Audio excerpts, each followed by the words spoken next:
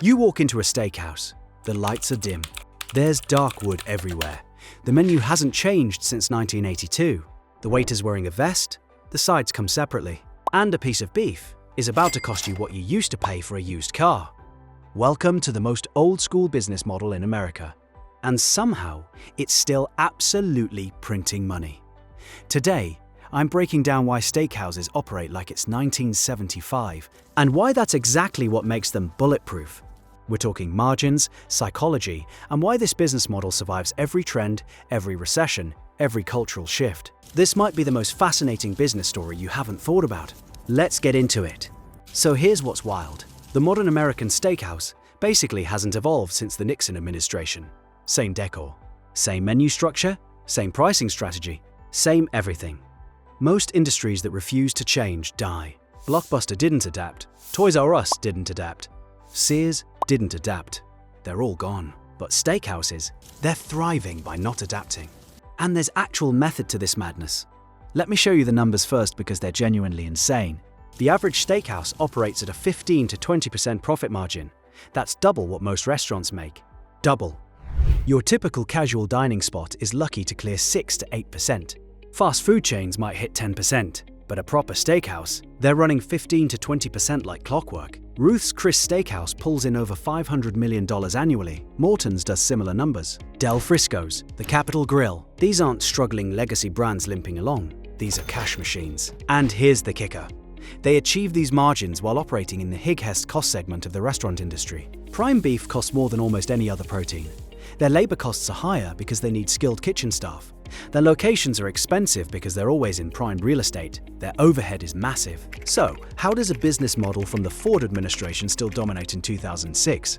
Let me walk you through the playbook. First, the psychology of beef. And this is where things get interesting. Steak occupies a unique space in American culture. It's not just food, it's a status symbol. Always has been. Going back to post-war America when a backyard grill and a good cut of meat signaled you'd made it to the middle class. There's a reason every major business deal, every celebration dinner, every power lunch happens at a steakhouse. It's theater, it's ritual, it's performance. You don't close a merger at Chipotle.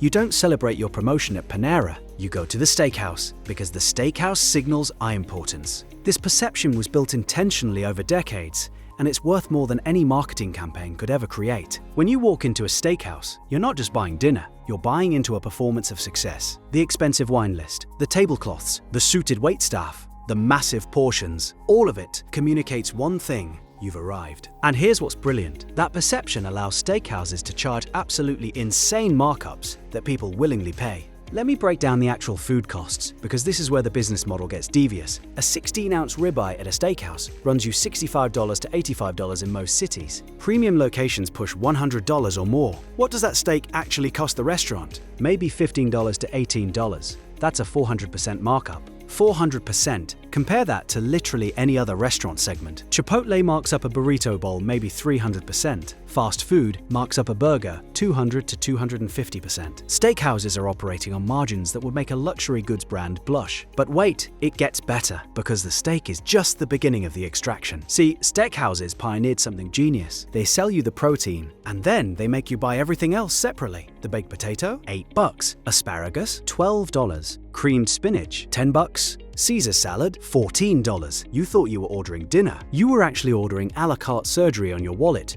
A table of 4 easily spends $400 to $500 once you add sides, appetizers, drinks, dessert. And the beautiful part, most of those sides cost the restaurant almost nothing to make. A baked potato cost them 75 cents. They charge you $8. That's a 1,000% markup. 1,000%. Creamed spinach? Maybe $2 in ingredients. You're paying $12. The math is absolutely bonkers. Now let me tell you about the wine program, because this is where steakhouses really make their money. The average steakhouse gets 30 to 35% of total revenue from alcohol. But here's the thing, alcohol contributes 50 to 60% of profit. It's pure margin. They buy a bottle of wine wholesale for $25, put it on the list for $95. That's a 280% markup, and people barely flinch because they're already in for $200. What's another $100 at this point? The cocktail program is even more profitable. A Manhattan cost the restaurant maybe $4 to make. They charge you $18, and because you're celebrating or closing a deal or impressing a client, you order 2, maybe 3.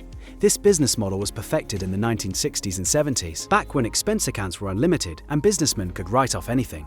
And even though expense account rules tightened up in the 80s and 90s, the steakhouse model just kept working because the psychology never changed. Steak still signals success, the steakhouse still signals power, and people still want to feel successful and powerful. Let me tell you why the old school aesthetic actually matters here. You ever notice that every steakhouse looks the same? Dark wood, leather booths, dim lighting, white tablecloths. Framed photos of celebrities from 1987. It's like walking into a time capsule, and that's intentional. See, other restaurants chase trends. Farm to table, industrial chic, Instagram-worthy decor. They redesign every few years trying to stay relevant. Steakhouses don't do that because the old school look communicates permanence. It says we were here before you, we'll be here after you. We don't need to change because we're an institution. That perception of permanence creates trust. You're not taking a risk on some trendy spot that might close in 6 months. You're going to the place that's been here since your dad's first business lunch in 1979. There's comfort in that, especially for the core steakhouse demographic, professionals aged 40 to 65. With money to spend, these are people who remember when steakhouses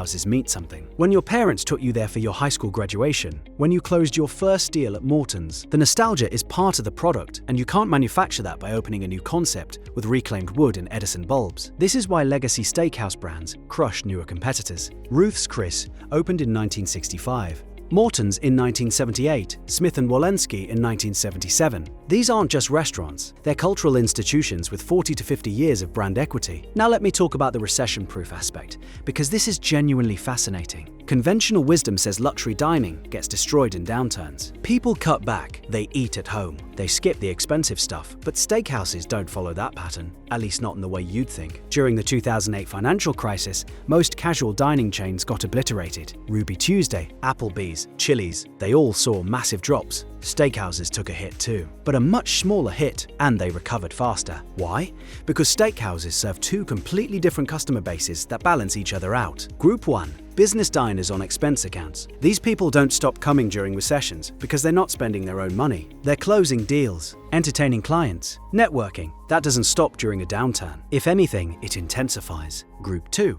Affluent individuals celebrating occasions, anniversaries, promotions, retirements, graduations. These are non-negotiable expenses. People will cut back on casual dinners out, but they're still showing up for their 25th wedding anniversary. So even when traffic drops 15 to 20% during a recession, steakhouses maintain a baseline of consistent business that casual spots don't have. And here's the other thing. Steakhouses already operate at premium pricing. They're not racing to the bottom on promotions and discounts trying to survive. Their customers aren't price sensitive, they're experience sensitive. This insulates them in a way that's genuinely unique in the restaurant industry. Now let's talk about why the steakhouse model is almost impossible to disrupt. Every few years, someone tries. They'll open a modern steakhouse with a twist. Molecular gastronomy techniques.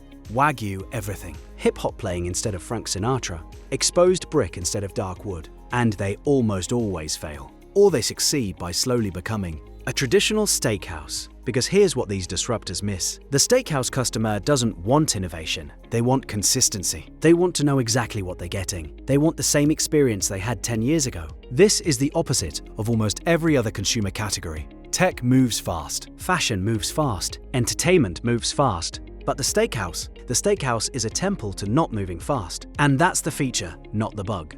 Think about it. When you take a client to dinner, you're not trying to impress them with your adventurous taste. You're trying to create an environment for business. You need the least amount of friction possible. The traditional steakhouse eliminates friction. Everyone knows what to order. Everyone knows what to expect. The menu is simple. The atmosphere is professional. Nothing surprising happens. That predictability is valuable. It's worth the premium you pay. There's also something deeper here about American identity. The steakhouse is one of the last purely American dining experiences. Italian food is everywhere. Japanese food is everywhere. French technique dominates high-end cooking. But the American steakhouse? That's ours. It's unapologetically American in a way almost nothing else in food culture is anymore. Big portions, premium ingredients prepared simply, capitalist pricing. Service that walks the line between formal and friendly. It's the culinary embodiment of American excess and American confidence. And, in an increasingly globalized, homogenized world, there's something appealing about that, about going somewhere that feels distinctly, definitively American.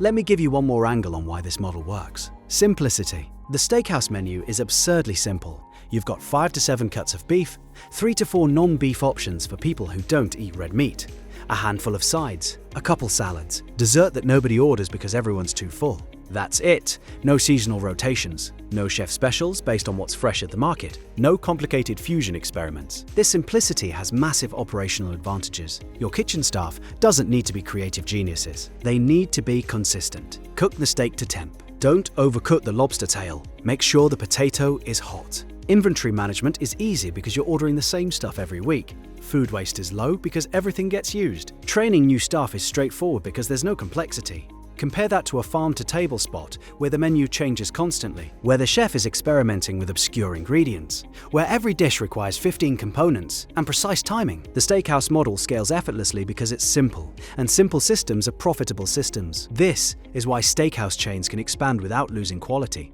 Ruth's Chris has over 150 locations. Morton's has over 60. They maintain consistency because the operation is fundamentally simple. You can't say that about most high-end dining, but the steakhouse? It's a reproducible formula that works in Dallas and Des Moines and Denver. So here's the bottom line, and this is the part that should make you rethink everything you know about business strategy. Everyone tells you to innovate or die, adapt or perish, disrupt yourself before someone else does. The steakhouse model says, maybe not. Maybe there's massive value in being the last holdout, the final bastion of an older way of doing things. Maybe nostalgia and tradition and refusing to change can be your competitive advantage. Because here's what nobody talks about. Innovation is expensive. Constantly chasing trends costs money.